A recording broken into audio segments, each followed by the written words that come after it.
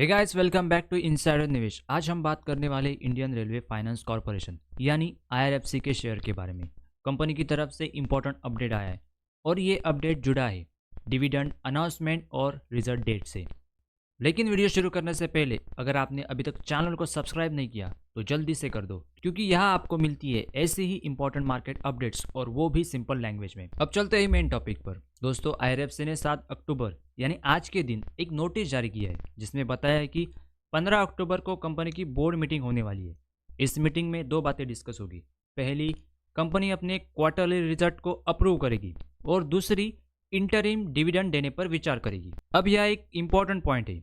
Company ने साफ लिखा है कि डिविडेंड की रिकॉर्ड डेट 24 अक्टूबर 2025 की तय की गई है, लेकिन ये डेट तभी वैलिड हो जाएगी जब 15 अक्टूबर की मीटिंग में डिविडेंड को अप्रूवल मिल जाएगा। मतलब सिंपल वर्ड्स में, अगर बोर्ड मीटिंग में डिविडेंड अप्रूव हुआ तभी 24 अक्टूबर की रिकॉर्ड डेट कंफर्म मानी जाएगी और उसके हिसाब से डिविडेंड दिया जाएगा। अगर हम कंपनी के डिविडेंड हिस्ट्री पर नजर डालें तो आईआरएफसी हर साल 2 बार डिविडेंड देती है। जैसे 2025 में मार्च में 80 पैसे का डिविडेंड मिला था, 2024 में 2 बार मिला था, एक बार 80 पैसे और दूसरी बार 70 पैसे। 2023 और 2022 में भी ऑलमोस्ट सिमिलर पैटर्न रहा, यानी कंपनी कंसिस्टेंसी दिखा रही है। लेकिन सच कहे तो डिविडेंड अमाउंट बहुत बड़ा नहीं है, तो सिर्फ डिविडेंड के लिए इन्वेस्ट करना शायद सही रीजन नहीं हो। अब आते हैं कंपनी के फंडामेंटल्स पर। आज की क्लोजिंग करीब 127 के आसपास रही और कंपनी का मार्केट कैप बहुत बड़ा है, करीब 1.66 लाख करोड़ के आसपास है। कंपनी का पी रेशो करीब 24.9 है,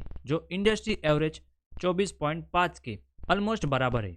मतलब ये शेयर ना ज़्यादा एक्सपेंसिव है और ना ही चीप, फेयर वैल्यूएशन पर चल रहा है। कंपनी की प्रॉफिटेबिलिटी भी अच्छी है और एक अच्छी बात, कंपनी के शेयर में कोई प्लेज शेयर नहीं है, यानी शेयर गिरवी नहीं रखे गए। डिविडेंड पे आउट करीब 32% है और डिविडेंड यील्ड लगभग 1.26% है। अब स्टॉक के लेवल्स पर नजर डालो। 52 वीक हाई 167 था और लो 108, तो 127 के करंट लेवल पर स्टॉक एक डिसेंट करेक्शन के बाद ट्रेड कर रहा है। कंपनी पर डेट जरूर है, लेकिन याद रखो ये कंपनीज रेलवे प्रोजेक्ट को फाइनेंस करती है, तो नेचुरली इन सेक्टर के कंपनीज पर हाई डेट रहता है। अब शेयर होल्डिंग पैटर्न देखो। प्रमोटर के पास 86.36% होल्डिंग है, जो स्ट्रांग सिग्नल देती है कि प्रोमोटर्स को अपनी कंपनी पर पूरा विश्वास है। एफआई का स्टेक थोड़ा घटा है, 0.98% से 0.93% हो गया, लेकिन डीआई का स्टेक बढ़ा है, 1.34% से 1.45% तक गया है। पब्लिक होल्डिंग देखेंगे तो 11.24% है।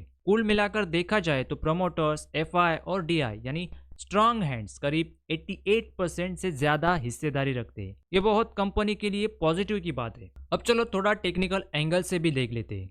50 डे मूविंग एवरेज लगभग 127 पर है और 200 डीएमए मूविंग एवरेज करीब 133 पर है। करंट प्राइस चल रहा है 127, यानी ये स्टॉक अभी 50 डे मूविंग एवरेज के ऊपर है लेकिन 200 डीएमए के नीचे है। इसका मतलब ये हुआ कि ये जोन रजिस्टेंस की तरह काम कर सकता है।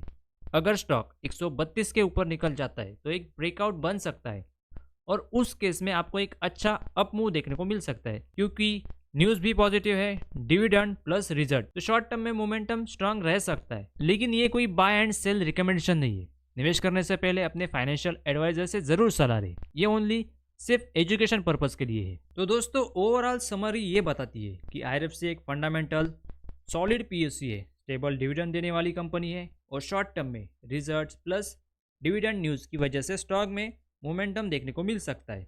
लेकिन लॉन्ग टर्म के लिए हमेशा वैल्यूएशन, बिजनेस मॉडल को ध्यान में रखो, सिर्फ डिविडेंड के लिए एंट्री मत करो। अगर आपको ये वीडियो इन्फॉर्मेटिव लगा हो तो प्लीज़ लाइक करो, शेयर करो और कमेंट में बताओ, क्या आपको लगता है कि आईआरएफसी लॉन्ग टर्म के लिए एक स्ट्रांग पीएससी बेट हो सकता है? कमेंट में ज़रूर बताना। मिलते हैं अगले वीडियो में, तब तक के लिए हैप्पी इन्वेस्टिंग।